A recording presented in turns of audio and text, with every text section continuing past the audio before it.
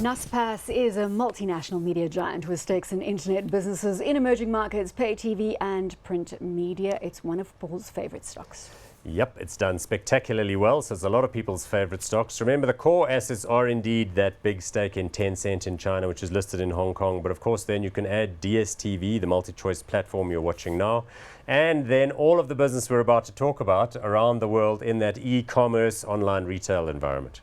Looking here at a market cap of what, Paul? We're sitting with 776 billion rand. Right. PE 108, it's expensive, and a dividend yield, I had to add that, of just 0.25%.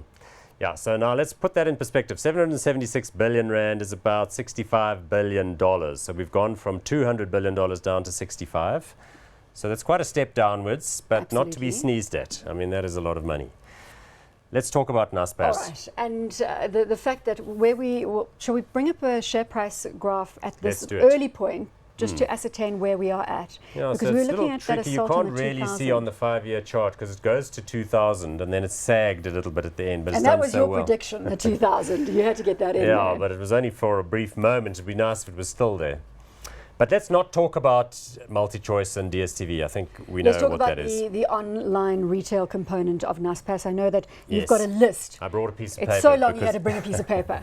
But the big pieces are that in China, Tencent owns a business called JD.com, which is a competitor to Alibaba in that same consumer-to-consumer online retail thing like Taobao. Then you start talking about some other major countries where they have the dominant position. So in India, they have a business called Flipkart, which is by far the largest player in that market. That's very exciting. So this is a widespread emerging market play in the online retail space. And typically what they've done is they've sent their guys around with checkbooks and they've taken early stakes with very easy terms in startup businesses. So they go to guys and say, listen, you look like you're building a fabulous business here in Turkey, Marcafoni, for example. They say, we'll give you millions of dollars and we won't even try to affect your strategy. We might put someone on your board, but we probably won't. And the guys say, well, that's fabulous because all the other people that talk to us want to, change the FD and put people on the board and, make us conform to US GAAP and all that sort of thing. You can then start adding them up.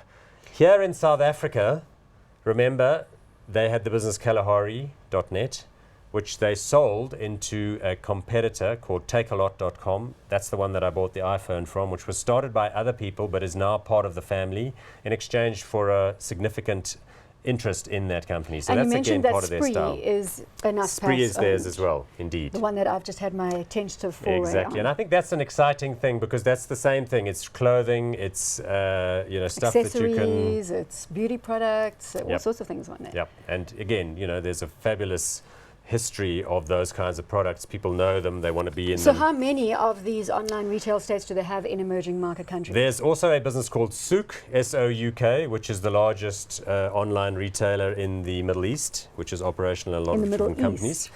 They have things like eMag in Romania. Yes, Fashion Days, that's worth talking about.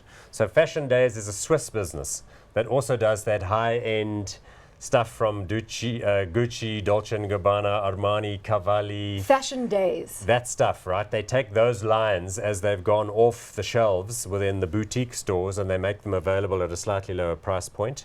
And people can buy them, they can return them. You don't have to necessarily keep it. You can try it, see if it fits, send it back. Because the courier services in those kinds of countries are very, very good. I think that's actually one very interesting offering on the Spree site is that you can return no charges, etc., within a 30-day period. Indeed, and the courier that brought it to you is the same guy that will come back and fetch it. And people are more comfortable and convenient with that sort of thing. So I think Naspers gives you all of that. And if only one or two of those things, like Flipkart could be in time worth as much as Alibaba or was worth as much as Amazon. Sure, Amazon is in India. Sure, Alibaba wants to be in India, and it's not going to be an open and shut case. But India is a country that still has very limited infrastructure, very limited cell phone and credit card penetration, relatively speaking. So these are critical markets for the future. And these are high growth opportunities, many of them. Lots of diversification from a geographic perspective. And they're also in Czech, they're in Russia, they're in Nigeria. They've launched something called Congo.com. Conga spelled with a K. I'm really starting to believe in the Naspers story with this depth and breadth. I mean, often people talk about Naspers and they talk about Tencent and the value in the market, and they talk about the cash flows in the DSTV business and so on, but they forget that these are the quality of assets that they've acquired, and that if they grow at the pace that's expected, those businesses could either be listed in their own right, or at some point in the future, it's possible that those businesses would be attractive to the likes of an Amazon. You know, Amazon might be prepared to come in and bulk up in a country like India by making a crazy cash offer for Flipkart to take it off the There's so many market. different elements to the Naspers story. Is this for you the most exciting part of Naspers? Well, I like all of the pieces, but remember the management team is in fact very keen on this stuff. So they tell you in their presentations that the print business is sort of yesterday's story. They tell This you is that the future. internet business, or even the media kind of television, pay TV business is also a little bit, they talk up the e-commerce stuff. That's what Bob van Dijk, the new CEO who took over from Koos-Bekker, was hired to do, because he came from an e-commerce background. He used to work for eBay in Don't Europe. drop those notes.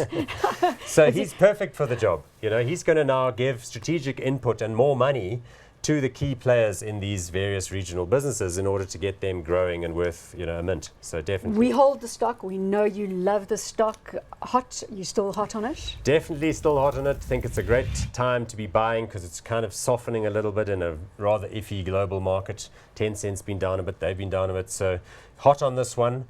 We're a little bit invested in our portfolio. We don't have any ammo left, but as far as those people, if you still do, then I think this is a very attractive You would level. buy some more. Definitely.